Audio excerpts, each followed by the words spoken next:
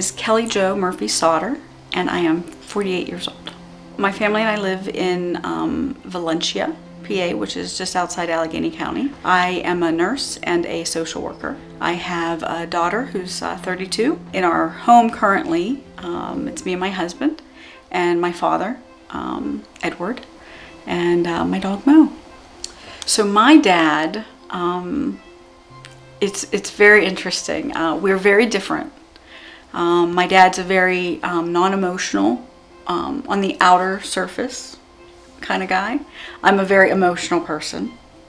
And so he worked in business his whole life, and he managed hotels. He worked in a bank. So he always had to be very practical minded. He would always tell me, as I was in my younger days trying to decide what kind of career I was going to have, he would always say, don't go into business. You will lose your shirt because you will give it all away. But my dad has always been so supportive of our family. My daughter developed a brain tumor when she was 11. And so, he was very supportive and there for us all, when I'm going to get a little emotional. So, as much of it as a businessman he was, we always came first.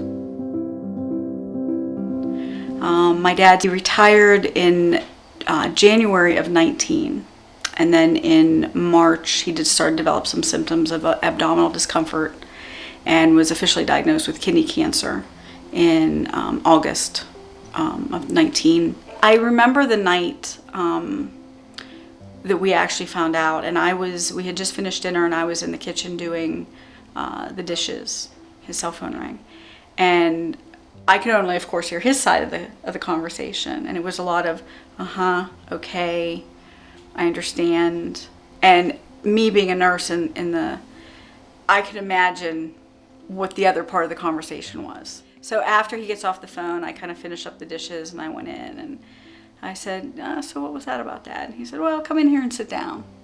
And of course I tried to, because I know it's coming, I'm trying to hold the tears back and everything. And he said, look, he's like, it's going to be okay. And that's when he said, what I really need right now is I need you to be a nurse. And I said, I'll do my best. Yes, so we have been very lucky to be able to use the voice-activated devices. And he's a little resistant at first, because there's all this speculation out there. They're going to listen to me and they're going to know what I'm saying and they're going to spy on me. And so when we talked about how the technology works and the encryption and everything, so instead of watching Jeopardy the other night, we played trivia on the Alexa.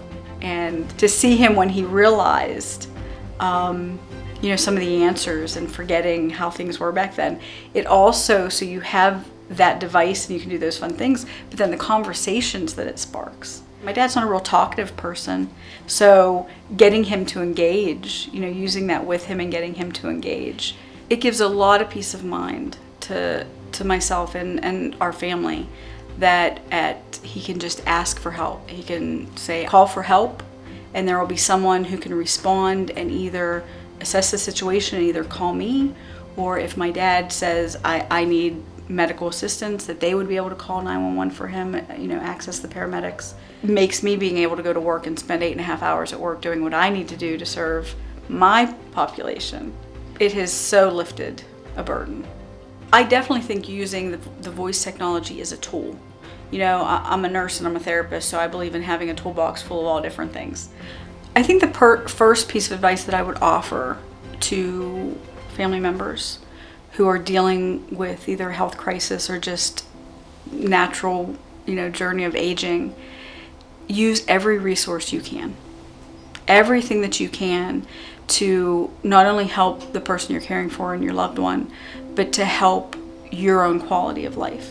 I would definitely recommend Constant Companion. Absolutely. Why not?